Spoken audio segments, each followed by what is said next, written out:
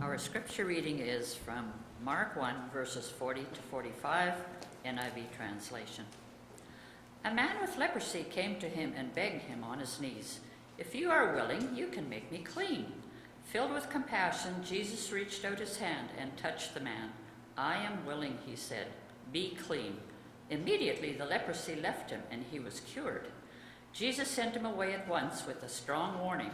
"See that you don't tell this to anyone, but go, show yourself to the priest and offer the sacrifices that Moses commanded for your cleansing as a testimony to them."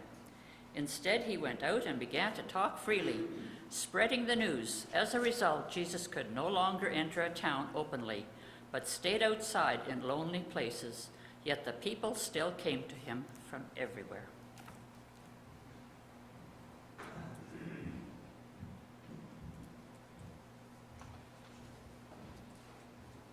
Mission is God's yes to a broken world. I'm so grateful to Paul Stoddy for this invitation to participate in CBM Sunday at First Baptist Church, Brandon. And thank you for your support for what we can do collectively in some of the wounded places of the world. As Paul said, we go back a long ways. And so friendship is certainly one reason why I'm so happy to be at First Baptist Church, Brandon, this morning. But here's the other reason. Paul's on the board of directors at Canadian Baptist Ministries. Now, technically, that means he's the boss of my boss. So when Paul makes a suggestion or offers an invitation, it's really in my best interest to to comply. But it's mostly friendship. Paul gave me the liberty to ramble a bit, and I am conscious of the time. And don't worry, I got a watch here, and I know there's lunch being served. But Paul said you could talk about what 45 years of mission involvement, what changes you've seen, what transformations have taken place. Now, I know that'll catch you by surprise because many of you find it hard to believe that I'm even 45.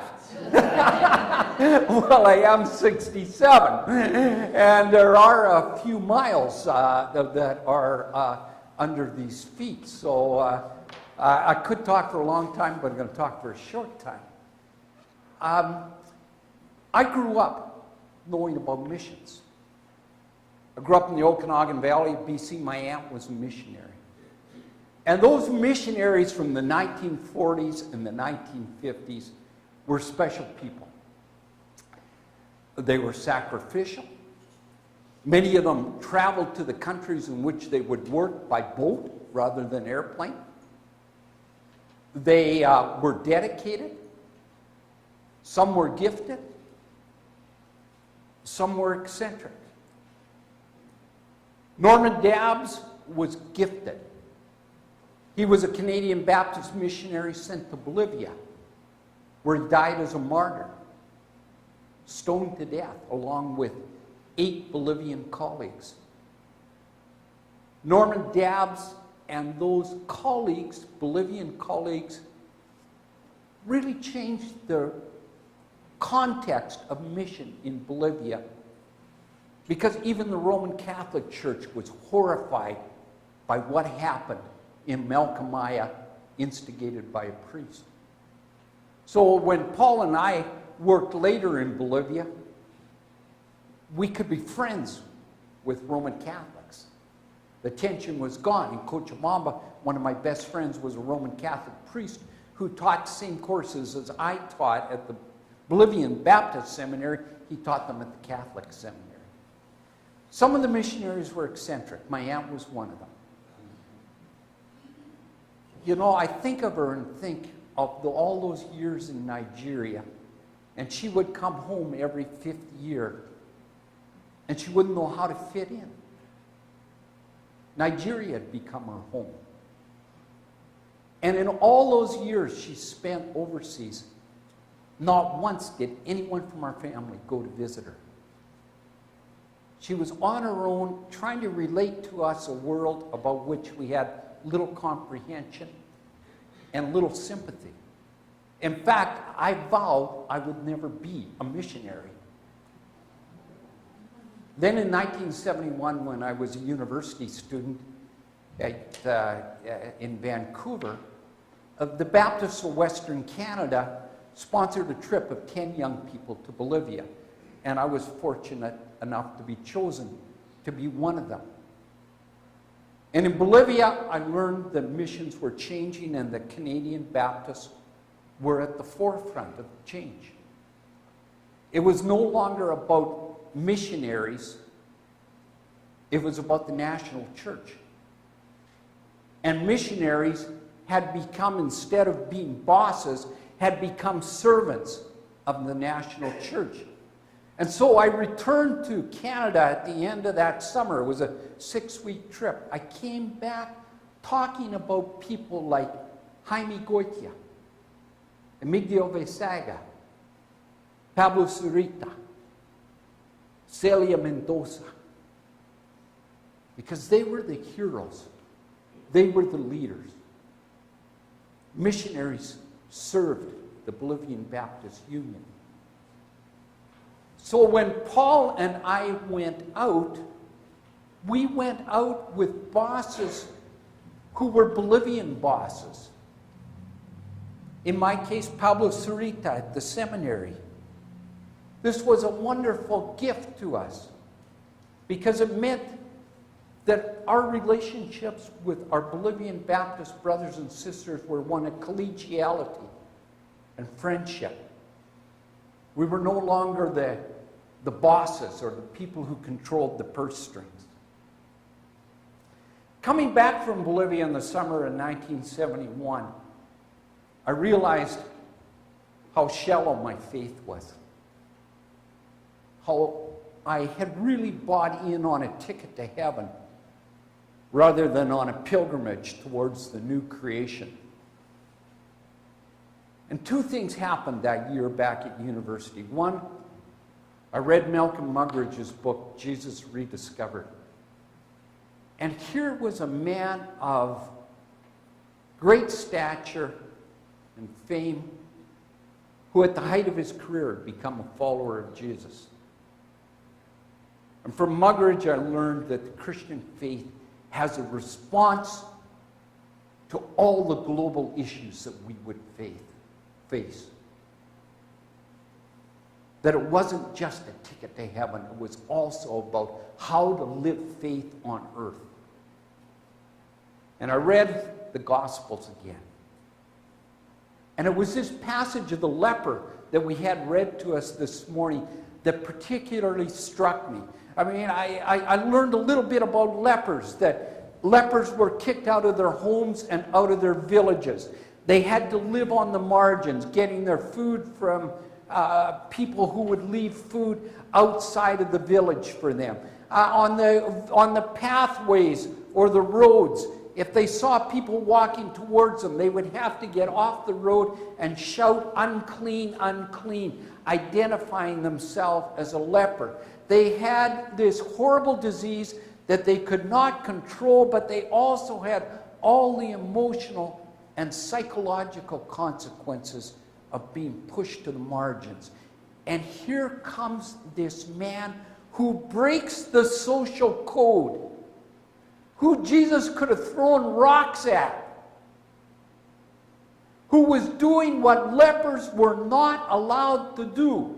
And he comes to Jesus and kneels before him and breaks into that space where he should not be and says, "I know you can, but will you make me clean?"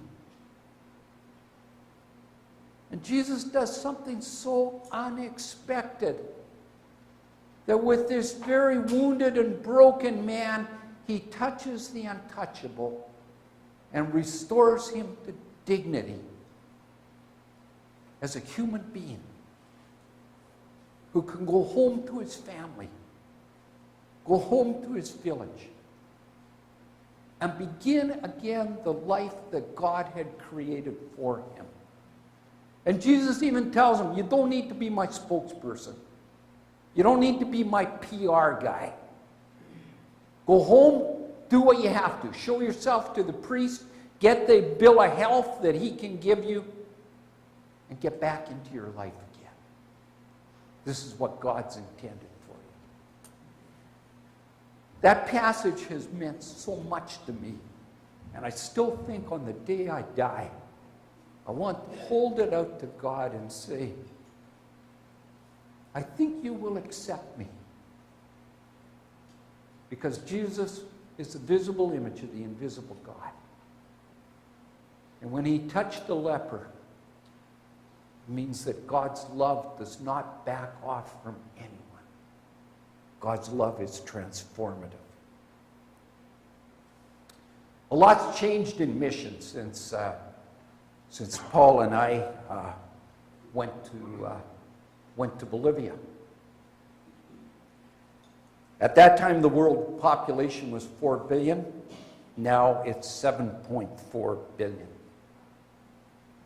The growth of the world's population has been accompanied by the growth of the church in what we call the global south and the decline of the church in Europe and North America. In fact, William Willimon has recently written that we're learning that the most difficult mission field in the world is in North America. There are fewer missionaries today than there were in the 1970s. We no longer talk about missionaries. At CBM, we talk about global field staff because the term missionary is pejorative and no one will get a visa for places like China or the Middle East using the term missionary. So we use global field staff, and global field staff include not only Canadians, but also people from their own home countries who are hired to fill places in CBM's mission strategy. So, for example, in Africa, we have a colleague named Ruth Munyao, who I hired when I was director of the Sharing Way. And Ruth is in charge of food security programs in Kenya, Rwanda, Congo, and South Sudan with our Baptist church partners. 40 years ago, we gave little attention to human rights. That gap still surprises me because as Baptists, we had Tommy Douglas and we had Martin Luther King Jr., who were concerned about the rights of people. In Bolivia, during the military coup and a period in which General Garcia Mesa became president of the country, people began to be thrown in jail, and some simply disappeared. One of the disappeared was a former president of the Bolivian Baptist Union, about Paul's age and mine, younger then, of course, than now. He was simply picked up in the street and disappeared. And the church didn't know how to respond. Some people said he brought it on himself because he spoke out against the military dictatorship. I think missions changed a lot since then. I'm pleased to say that 20 years ago as Canadian Baptists, we started a program for child laborers in India. The She Matters campaign now addresses issues of gender. We're working with the churches in India where Christians only represent 2% of the population to deal with gender discrimination and violence against women. A women's literacy program in Rwanda has won national recognition for addressing issues of domestic violence in homes. And so we understand that when we say male and female, we were created in the image of God. That means that the mission of the church has something to do with protecting human dignity. Community development was really on the margins when the Stoddies and I were missionaries in Bolivia in the 1980s. I used to think there were 2 tiers or classes of missionaries. Class 1 was, of course, seminary professors, church planters, people who worked in various ways in leadership development. And the second class was the agronomists and the community medical programs. Now we have a much stronger understanding that Christian witness is in word and deed. And that when we respond to human need in word and deed, we're following the pattern of Jesus, who heals the leper. And so we can say that as Canadian Baptists, we are founding members of the Canadian Food Grains Bank, Canada's leading hunger organization. We have worked on children's rights in countries like Bolivia and Rwanda, where after the genocide, 240,000 children lived as orphans in child-led households, where the head of the household was simply one of the children. We have been involved with the AIDS pandemic, working with our African partners through the Guardians of Hope movement, and also in India. I've often felt that our most effective evangelists in our CBM network were community development workers who were in there working with people and who had opportunities to share their faith. Terrorism, civil violence, and war have also transformed dimensions of mission. The most haunting memory I have over the past 45 years was when I worked for World Vision and I visited the country of Rwanda for the first time 5 years after the genocide. It's a visit I met my wife on, but that wasn't the haunting memory. On that trip, we visited a church in a place called Natarama, a rural area. Over 500 people had gathered in the church because prior to the genocide, when there had been periodic killings of Tutsi people, none of the killings had happened in churches.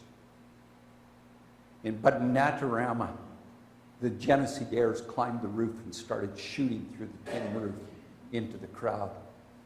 They threw grenades in through the window, and then they went in with machetes and hacked.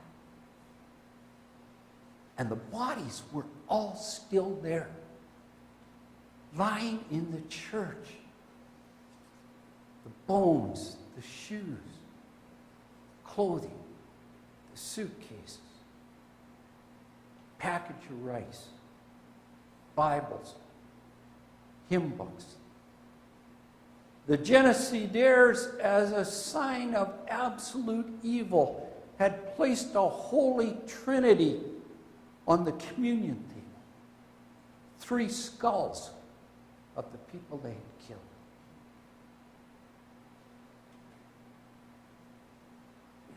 That kind of violence, unfortunately, continues in places like Syria.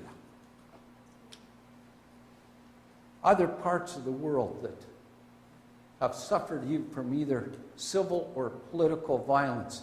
In the Ukraine, the abuse of women in that conflict has been similar to Rwanda, showing that brutality has no ethnicity.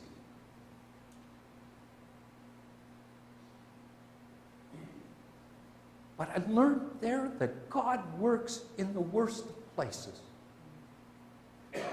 Regine's cousins gathered once and were telling stories of the genocide. And one of them told a story of a pastor who was killed by a 14-year-old boy, killed with a machete. And that boy in prison wrote to the widow, confessing what he had done, begging for forgiveness, and saying that he had been led to Christ by the prison chaplain and would be baptized. And the widow inquired of the chaplain who was able to attend the baptism. And when the boy was baptized, she embraced him and publicly proclaimed her forgiveness and said, I know where you're from, that rural village we used to live in. When you're freed from prison, there will be no future for you in Rwanda without an education. We live in a city now. There's a school nearby. You can live with my children and I, and you can attend school. I've learned that peacemaking has little to do with world leaders and the United Nations, although they play their part. But the most important part is followers of Christ in communities who confess their guilt, who forgive and restore, and who are committed to live together in the new creation.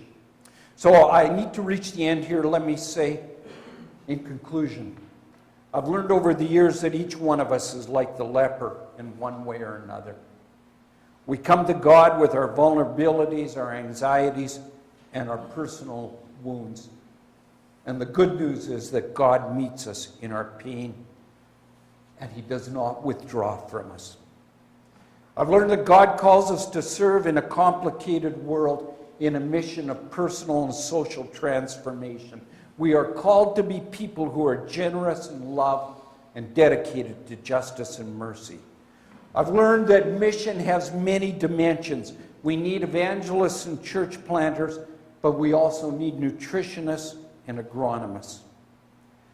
I've come to learn that we rely on partnerships where we can talk to each other, learn from each other, discuss our differences in a respectful manner, and then fall on our knees and worship God together. And organizations like CBM provide the framework for those kind of relationships.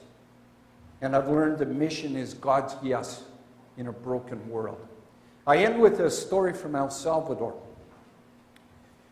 We did community development projects in El Salvador after the Civil War had ended. And one of them was with farmers in a rural area.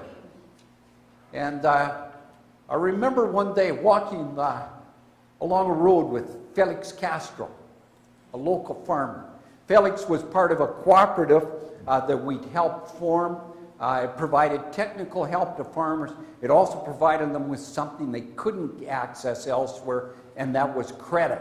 When they needed it, we could provide loans that were repayable after the harvest, after they brought in the harvest. And we also provided help with marketing the crops into San Salvador. Walking along the road, Felix made me stop and he showed me his trousers. And over the last year of the project, Felix had put on weight. And he showed me that he was unable to do the top button on his working trousers, and they had to be held on by his belt, which was a good sign. And then he made this stunning comment, worthy of a theologian, but from a simple man in El Salvador. This church, referring to Emmanuel Baptist Church, San Salvador, this church and the Sharing Way, Canadian Baptist Ministries, have brought Christ down from heaven to live among the poor. And I believe that is our mission. For those who are poor and those who are poor in spirit, to bring Christ down from heaven, so that mission can be God's yes to a broken world. Please don't forget to put your name and address on the letter in two places, at the bottom and at the tab on the side.